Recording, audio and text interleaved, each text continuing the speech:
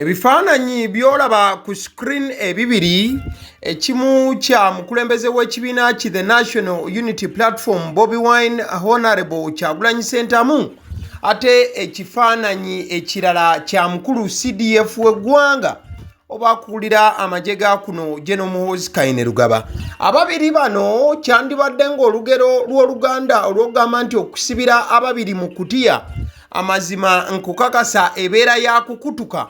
Enjogera eyo ne bwe bukya oba buli kadde akayita eyongera okutuukira butereevu ku bano. Olunaku lw'ejjongera ku mwezi 22 Maachi omwaka 2026 twabadde mu budde bwa Gandalobo olunaku olwa weekend nga tutuddeko ko awe waka. Tugenda okulaba ng'ate ababiri babaguse buto ne baddamu okubanga bambalagana mu busungu obw'ekika ekyawaggulu nga teriyo alekera munne yadde eddakiika emu. Kyani kya Bobi Wine, kyani kya Geno, era nga babadde bakozesa emikutu emigatta bantu. Okusingira ddala omukutu ogwo gwa X ogutera okubeera verified naddala ku bantu ab'ebitiibwa nga bano. Okusookera ddala General Muhoozi Kainerugaba ye yatandise n'okubeera nti yataddeyo obubaka zaabadde ssaawa budde bwadde buwungeeredde ddala. Nateekayo obubaka obwabadde bugamba nti I saw a video of Kabobi transiting through Kigali airport. I am sure it is an AI video, but if it is true, I hope the airport officials thoroughly disinfected him. He had just come out of a pit latrine. Kanagamba nti juzi nalabye akatambi ka Kabobi ng'ali mu kuyita ku kisaawe ky'e Rwanda ekya Kigali airport. Nagamba ye nga General Muhoozi nti nkakasa eyo video yabadde ya AI. Ne wekibanga video eyo yabadde ntuufu kansuubire ab'oku kisaawe Kabobi bamufuuyidde eddagala erimuggyako obuwukawuka olw'ensonga yabadde yakava mu kaabuyonjo zino ezaffe enkaddekadde ez'enkoma. Bobi Wine ssebo kambeeko kye nkugamba. Bobi Wine agamba it is not AI, you criminal, it is real. Namugamba nti ssebo eyo video si ya byuma bino bikalimagezi ebigattirira gwe omumenyi w'amateeka, wabula eyo video ya ddala. Only that it was 5th October 2023, the same day your thugs grabbed me off the plane upon arrival at Entebbe airport, and it was live on local and international news. Namugamba nti ssebo akakatambi ke walabye kali kanga nnaku z'omwezi 5 October 2023 olunaku lwe lumu agasajjago lwe gankwata ne ganzija ku nnyonyi nga naakatuuka ku kisaawe Entebbe, era njagala okutegeeza nti bino byali live ku mikutu gya TV gyonna. You can imagine the ignorance that occupies the highest office in our military. Other senior officers must be feeling insulted. We shall liberate them too. Banange bigamboga bikawo watrage wagala kukubyaga abavudulira ebintu. Kati mukadde ke kamu Bobi Wine olwamaze okubeera nga generali amutwala speed ne General Muhoozi n'addamu n'awandiika nagamba nti Kabobi should stop telling the world lies.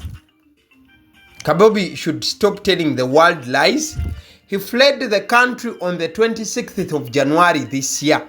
11 days after the election, he has spent 2 months in the United States eating Big Macs while his followers are in jail. Some leader. Nagamba nti Kabobi tabalimba alekerawo okulimba ensi yonna.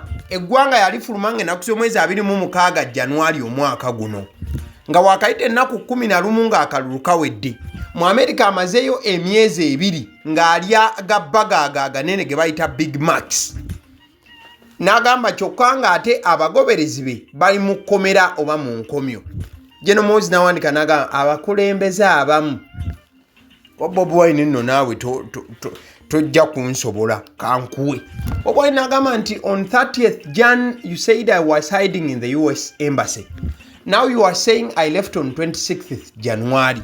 Bobi Wine n'amugamba nti nga 3 wagamba nali neekwese mu embassy ya America. kati ate oli mu kugamba nti eggwanga nalifuluma nga 26 January ng'ate nga 3 January wagamba nali neekwese mu embasi ya America. So why then did you mount roadblocks everywhere searching for me until 14th March? Namugamba nti kati lwaki watandika okubeera ng'okola zi roadblock ez'enjawulo nga munoonya paka nga 14 March? Why did you raid Harriet Chemtai's home in Kapchora on 4th February looking for me? Nti lwaki mwalumba amaka g'omu ku banna NUP amanyiddwa nga Harriet Chemtai e Kapchora ng'ennaku z'omwezi 4 February nga munoonya ng'onoonya? Why did you raid my PA and abduct his wife on 12th March claiming I was hiding at their home? Nti lwaki mwalumbagana amaka g'omuyambi wange Don Sheriff ne mutwala ne mukyala we ng'ennaku z'omwezi 12 March nga mugamba nti nali neekwese mu makaage? Do you now realize that your intelligence is not intelligent? Kati nti awo mukirabye nti amagezi gammwe oba go si magezi ddala. Bigambo bya Bobi Wine nga yanukula oba ku bwawadde buwandikiddwa General Muhoozi nga yabadde alaga nti Bobi Wine talimba bannansi eggwanga yalifuluma nga 26 January nga wakayita ennaku 11 akalulu kajje kabe. Bobi Wine amugamba ssebo ate ng'ennaku z'omwezi 3 January wagamba nti nali neekwese mu embasi ya America. Gw'olaba awo kiba ekintu kikwataganye bulungi ekibalo. Kugambye byabadde oba kyabadde kijjo binga abakulu beegabula olwo ffe nga tutudde wali bali mu kasonda twerolera. Tadduukirira nduulu. Tunaabiwulira bagamba nti tadduukirira nduulu. Ate era mukadde ke kamu ne bagamba nti atamanyi mpewo y'emagombe weewaabo yamma omufu olubugo. Mukadde ke kamu wakati mu bikujjuko bya Eid n'embeera yonna eyaddiridde. Bobi Wine yafunyeyoko akadde okubanga ayogerako ne bannayuganda wali mu United States of America bwe bafunyeyo akadde akakuŋŋaana. Obubaka nga bwe bwatambudde bwe buubwo bwe buti. But because they failed to find me out of embarrassment, they raided my wife, beat my wife, stripped my wife naked, filmed all that, embarrassed her, all to get to me. But she still, from her pain, said that wherever you are, don't show up. Prosecution, Mama, is from our hospital bed that she escaped and left the country. I stayed in the country for close to 2 months, but eventually, by the grace of God, I was also able to leave the country. But in those 2 months, I felt love. Where everybody else thought I was feeling pain, yes, it was painful, it was uncertainty, but I felt and experienced love. I would walk into people's homes, people who don't know me, but as soon as they know it's Bobi Wine, even the kid, they say, shh, took me in, fed me, clothed me, and they made sure they moved me to the next place, Whether they are Magambo like me, whether they are Nyakoli, whether they were Machoni, there was nothing separating us. That spoke to me. The Catholics, priests prepared mass for me, they prayed for me. The Muslims prayed for me. Bubaka bwa Bobi Wine bwe yabadde afunye akadde okwogerako ne bannayuganda ab'enjawulo abali wali mu ggwanga erya America. Bano nno yayongedde okubanga abanyumiza olutabaalo olwakadde ke yamala nga ali mu kwekweka okw'amaanyi wano mu ggwanga nnyaffe Uganda, wagambira nti abasajja baamunoonya amazima ne bamubulwa okutuuka n'okubeera nga balumbagana mukyala we okumwambula ne bamwambula. Wabula wano nga ne mukyala we yabaddewo mukadde kano nga Bobi Wine ayogera, era Bobi Wine yeebazizza mukyala we ne ssekwebaza yenna wamu ne bannayuganda abaabaddewo mukadde ke kamu ne bamukubira ne ku bugalo okubeera nti yasigala ayimiridde nga tatidde, era nga yaweereza ne Bobi Wine obubaka obwali bugamba nti taata yonna gy'oli newankubadde olaba ng'eno abasajja bampisizza mu mbeera nzibu, nkusaba tovaayo, nja kuyimirira era tujja kuwangula. Kyaddaaki omukyala naye yafuna akadde nasobola okwesobolula era eggwanga n'alifuluma.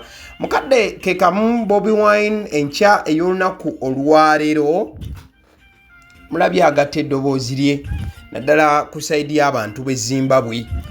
Waliwo omukulu Omuzimbabwe alwanirira ddembe ly'abannansi sayidi eyo eyakwatiddwa era n'atwalibwa mu mbuzi ekoga. Bobi Wine agamba nti just a few weeks ago Mr. BT Tendai, a comrade and human rights lawyer in Zimbabwe, was speaking out strongly condemning our brutal persecution by the Museveni regime following the sham January 2026 election.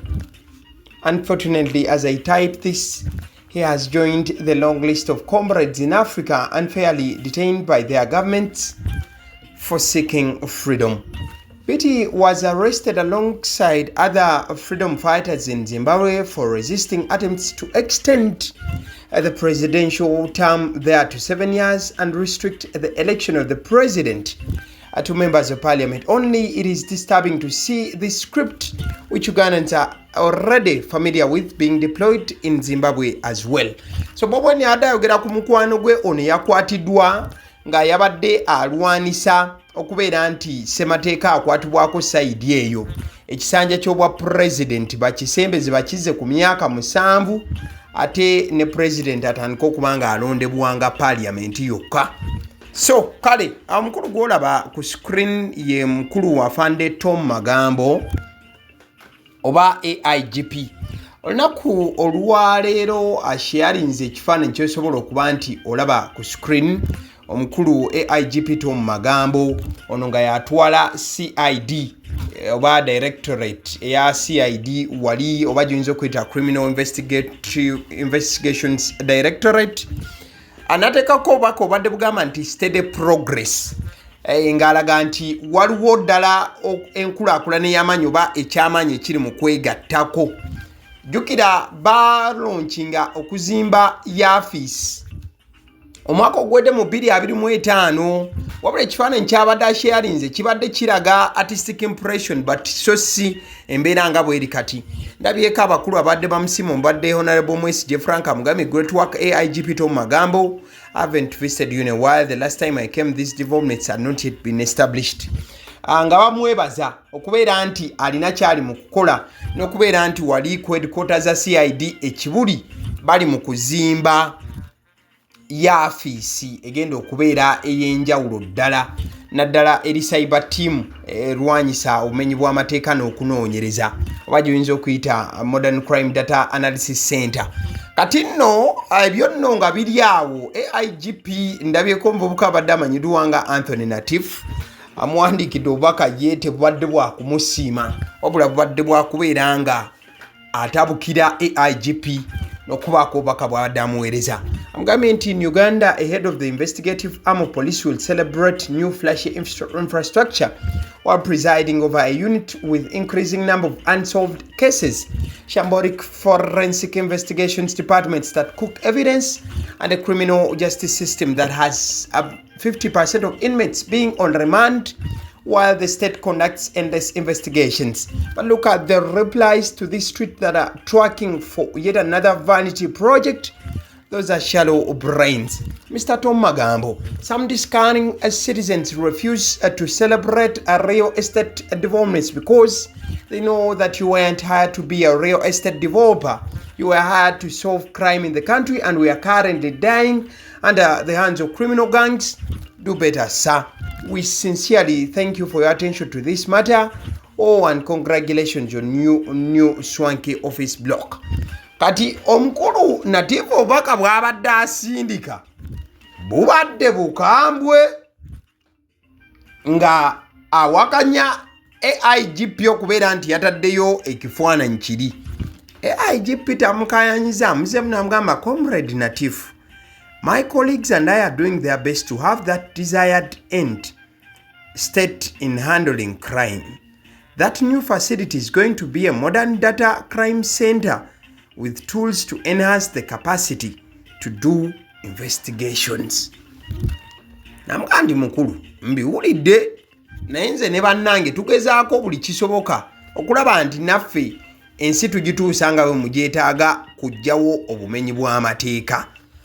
Facility y'empya egenda kubeera nga eri ku mutindo gwa waggulu okubeera nga emisango naddala ku side eyo ejja data crime center ng'etuyambako okuba n'ebintu ebinaatusobozesa okugjawo obumenyi bw'amateeka n'okwongera okukola okunoonyereza. Wabula Antony Natif bangi batandise omugamba nti naye ssebo amaanyi agoogera eri AIGP mu bukambwe bwe butyo ogajjeewa? Kuba Anthony abadde amugamba nti AIGP ssebo tojja kuteeka ebifaananyi bya kizimbe, tewajja kutulaga bizimbe, fe twagala mirimu gikolebwe nedda. Ko AIGP tomagamba nti kale mukulu Natif ssebo tuwulidde ssebo taata, tugenda kukola munange nga bw'olagidde ssebo mukama waffe, tujja kutereeza ensonga ssebo taata. Anthony Natif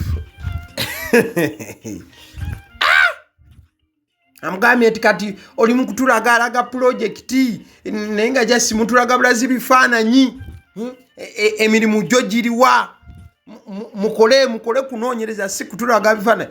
Ko AIGP ssebo mukama wange tugenda kunoonyereza ssebo. Anthony Natif eri bagambye cyber crime data center ate no bannange. Ale nzikiriza nkutegeze ku bannaffe aba Honeybites bagamba nti bo omulimu gwe bakola gwa kukolera byakulya eby'abaana abadda ku masomero. Bwe tugamba abaana abadda ku masomero saabo bokka abadda ku masomero wabula n'ababeera ewaka balina package ey'ebyokulya eby'abaana mu line efaananako bwetyo. Gwe bakubire bukubizo bagambe njagala package y'ebyokulya by'abaana abali ku masomero oba abaana abalya ebyokulya. Balina ebyokulya yogera ku daddies, yogera ku binyeebwa, amawogola, yogera ku bagiya, yogera ku cupcakes, yogera ku donuts. Osobola okubafuna ku 0709 787508 ate era mukadde ke kamu bw'oba oyagala ku pizza size yonna era enamba y'emu. Ate era mukadde ke kamu bakola ne cake eza buli mukolo, babayita aba Honeybites. Njagala n'okutegeeza ku bannaffe aba Alson Painters UG, bano basiizi ba langi era nga balina obukugu mu kusiiga langi era bamanyi ne langi ki egenda ku kizimbe kyo era mu ruumu ki. Tebasobola kuddira langi yandigenze mu kisenge ate ne bagisiiga mu ddiiro ey'omu dining ne bagisiiga mu kinaabiro, nedda. Alson Painters UG omulimu gw'okusiiga langi bagukugukira ddala. Basiiga ebizimbe okuviira ddala ku ruumu emu paka ku makalina n'amakalina. Gwe bakubire bukubizo bagambe nti Alson Painters UG namaliriza okuzimba ekizimbe kyange. In fact ne bw'oba olina ekizimbe nga kikadde nga olaba langi yakyo efaanana si bulungi, Alson Painters UG bazze kugonjoola nsonga eno. Bakubire ku 0705 193636 be bannaffe aba Alson Painters UG. Aba Sedi Omusunsuzi erinnya eryange yenze aba Sedi Omusunsuzi, yenze atuula emabega w'omuzindaalo buli lunaku era ly'eddoboozi ly'owuliriza ku mukutu guno aba Sedi Omusunsuzi ly'eddoboozi eryo era ng'omukutu kwoli gwe guno ogwagaliwo. Nagamba nti information yonna gy'olaba ku channel eno tetugattamu kintu kyonna ate tewali kye tutoolamu. Information nga bw'eba eyingiddewo ffe bwe tugikwata ne tugikuwa. Kati gwe omulabi n'osalawo ki ekyokukozesa information eyo. Kati kyogenda okukola mukwano gwange bw'oba omaliriza okulaba vidiyo eno, likinga, commentinga ki ky'olowooza, mukadde ke kamu subscribinga bw'oba nga omukutu guno oli mupya. Ate era mukadde ke kamu sharingira mikwano gyo girabe vidiyo eno ate ne videos endala ku mukutu guno. Agaliwo YouTube channel, mwebale kutulaba.